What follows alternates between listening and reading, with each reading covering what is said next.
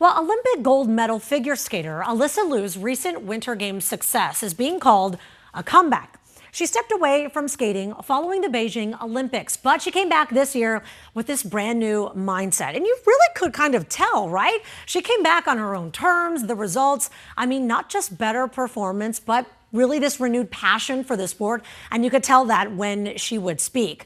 Liana Habik, identity strategist and founder of Recalibrate AI, joins us to talk more about how to shift your mindset when you do feel stuck or maybe you've fallen out of love with something you used to care a lot about. So thank you so much for being here. My pleasure. Thank you for having me. So the first thing I want to talk about, you say we really have to learn to separate who we are from what we can achieve. How do we do that?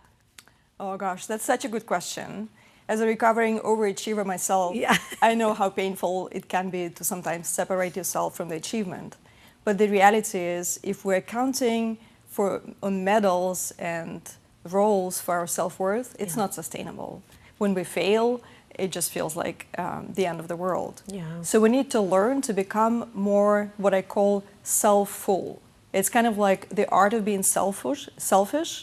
It's learning to find your worth outside of the achievement. Yeah, I think that can be hard, especially when maybe you're surrounded by so many high achievers and you feel like I need to focus on that, right? Like Alyssa Liu with her team. Everyone is at the top of their game, practicing all of the time, skating all of the time. And when she wants some separation, it can feel like, is something wrong with me? Because why do I need the break, but they seem to be okay? And this leads into this next point of kind of redefining maybe some of the rules before you do decide to take that step. What does that practically look like? And what can we take away from that?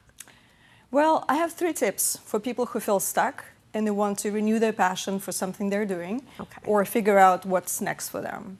So one of them is upgrade your identity, not just habits or tactics. Okay, I like that.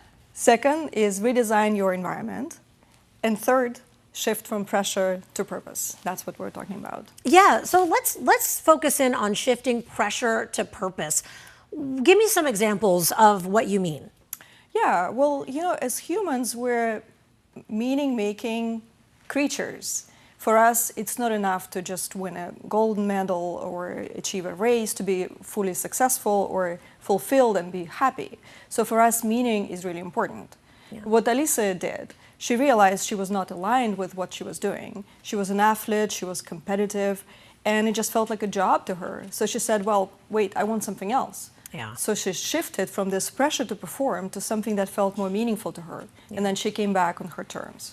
Well, let me ask you, because I do feel like when you look at that, the people pleaser, the overachiever might be like, oh my gosh, I could never, because everyone around you is so used to seeing you in that light.